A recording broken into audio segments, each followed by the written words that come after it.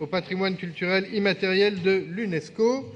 La parole est à Jérôme Dubu. Il faudra quand même sélectionner les boulangers. Merci, monsieur le maire.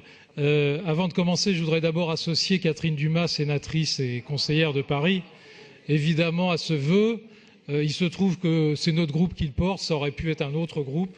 Nous n'avons absolument aucun monopole dans ce domaine et les sarcasmes que j'ai cru entendre sont extrêmement malvenus. Voilà.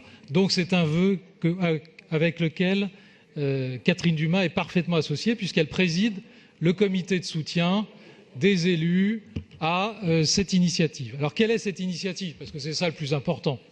J'ai cru comprendre que la maire de Paris était extrêmement favorable puisque vous avez apporté des modifications que nous acceptons au vœu, ce qui permettra vraisemblablement de le voter à l'unanimité.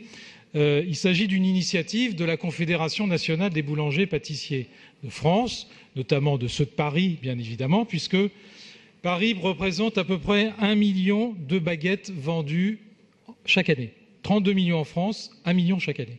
Alors, il y a plusieurs initiatives qui ont fait florès. On a parlé des toits de Paris, qu'il fallait classer au patrimoine de l'UNESCO. C'est un peu compliqué parce que après, ça aurait des conséquences évidemment urbanistiques. On a parlé des terrasses, des bistrots, etc.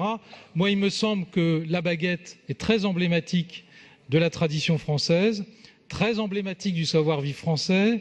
Elle fait l'unanimité de tous les groupes politiques et elle a été défendue par le président de la République en janvier dernier, je le rappelle, car c'est lui qui est à l'initiative de cette affaire.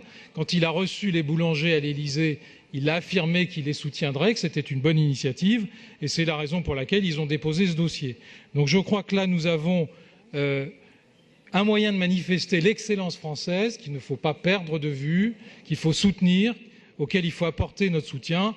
Évidemment, le soutien de la capitale et de celle qui la représente, Madame Hidalgo, son maire, sont les bienvenus dans cette affaire et porteront bien évidemment leurs fruits dans ce succès pour un classement de la baguette française au patrimoine immatériel de l'UNESCO. Je vous remercie.